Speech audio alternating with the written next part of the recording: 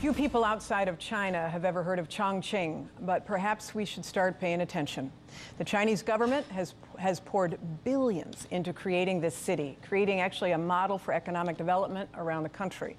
With its bottomless pit of cheap labor and its aggressive pro-business policies, Chongqing serves as an example of why, after more than a century of being #1 in manufacturing, the United States fell behind China in 2010.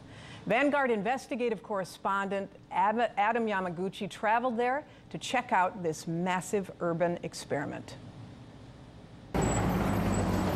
For thousands of Chinese workers, the workday starts extremely early. It is barely 6:30 on a Sunday morning, and look at the traffic. There are like a stream of people, not even a stream, like a torrent of people going to work. This is what China's economy looks like today.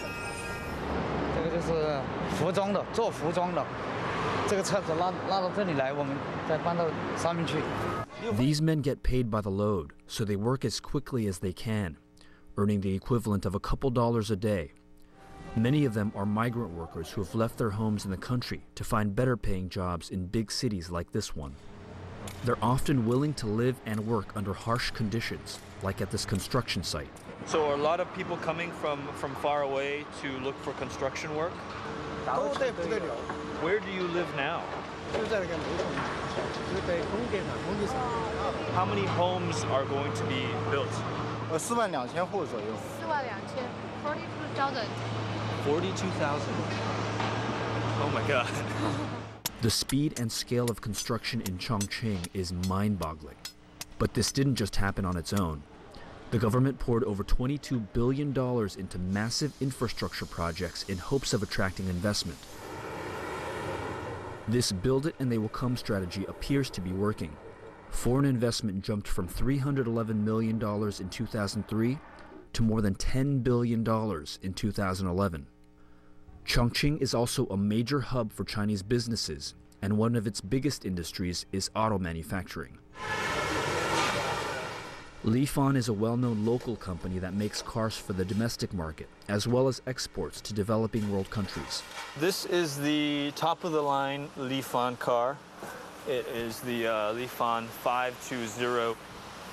520, when you pronounce it in Mandarin, is Wu-Er-Ling, which they say sounds like I love you or Wa Ai Ni.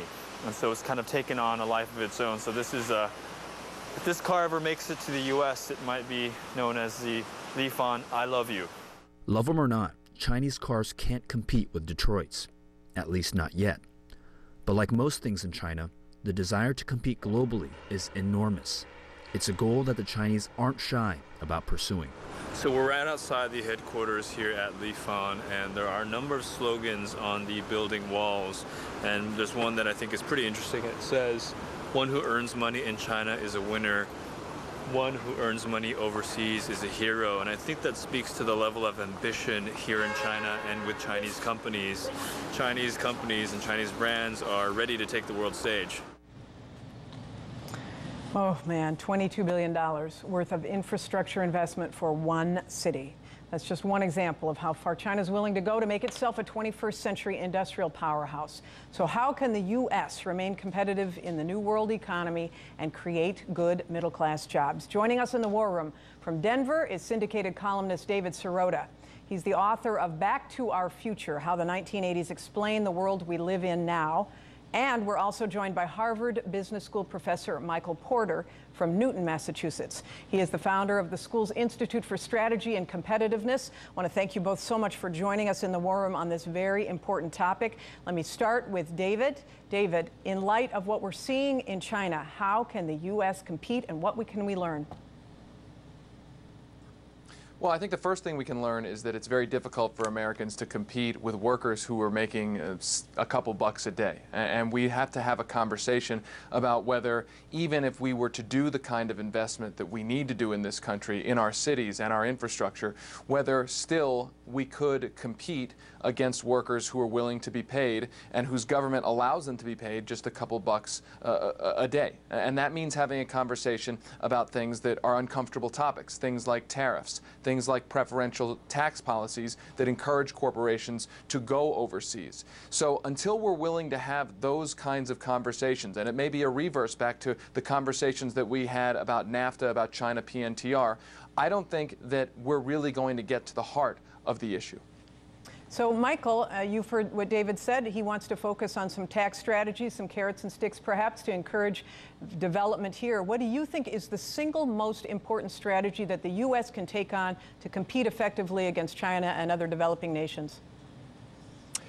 Well, Jennifer, I think that China is subject to a lot of distortions and policies that, frankly, are not good for the global trading system, and there's a lot of distortions in China. That said, I think actually the fundamental problem facing the U.S. is we just have not gotten our own house in order. We've let our strengths erode. We have not been able to simplify and improve the cost of doing business. Other countries are just moving ahead so much more rapidly than we are. It's not a matter of money as much as it's a matter of our political system not willing to make decisions and move ahead.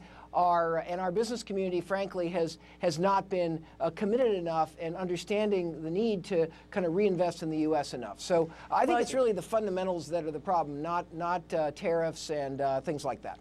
You have listed, in fact, a slew of things that have caused the top factors that cause U.S. companies to leave. And I want to show that for people. You have stated that it is lower wages, proximity to customers, better access to skilled labor, higher productivity. So the question is, what can we do as a nation to become better about the last two, skilled labor and higher productivity? What can the U.S. do about that?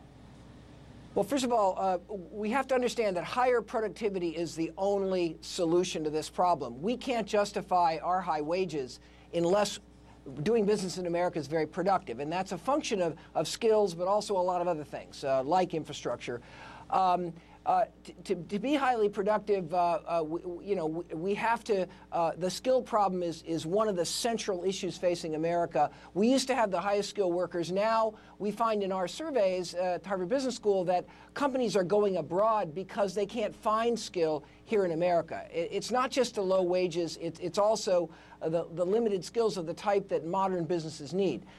That said, we also have to do all the other things that make our business environment really world-class and competitive, like streamlining our regulatory system. Our tax code is incredibly complex. Our legal system is Byzantine and just inflicts all kinds of unnecessary costs on American business.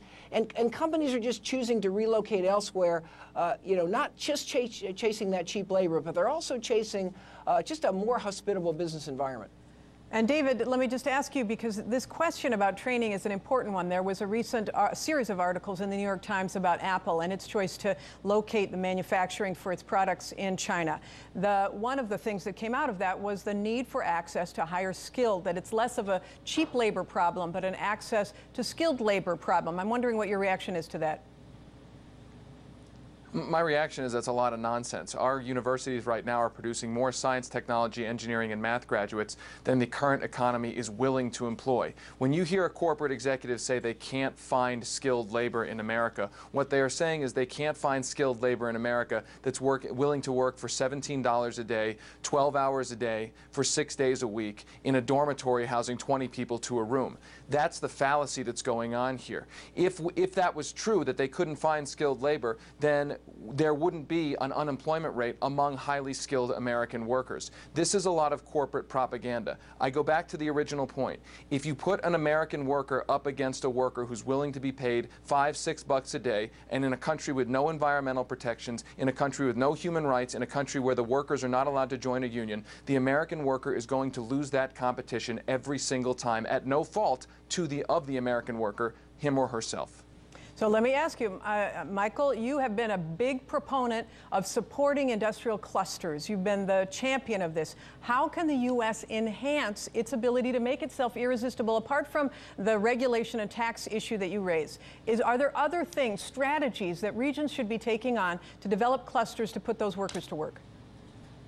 Well, Jennifer, you've made a very important point, and that is actually it's America's regions that are the American economy, not the American economy. Every region in America is different. It has different strengths, it has different skills, and it has different clusters or concentrations of business where it's really unique. You know, Hollywood and Wall Street are good examples.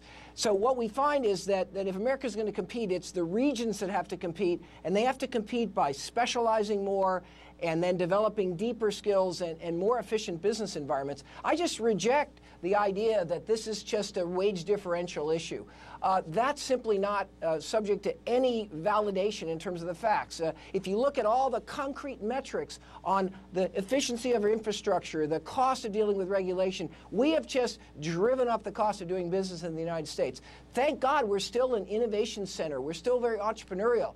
But we're loading so much on top of that that we're simply not able to compete. Well, and if that's propaganda, that's a sad commentary. We have seen manufacturing come back to the United States. Isn't that a good sign? It is a good sign, and the reason is that the reason is that actually wages are going up very rapidly in China. The cost of doing business in China is no longer low. If you want good people that have world-class skills, you're having to pay more and more. Finding management in China is very complex. So in that sense, the natural market forces are starting to equilibrate. We'll see business coming back to the U.S., but a lot more would come back if we would simply get off our duff and start fixing the problems in ways that other countries have been doing. We're just asleep at the wheel here. Harvard professor Michael Porter, columnist David Sirota, thank you so much, both of you, for joining us in the War Room on this important topic.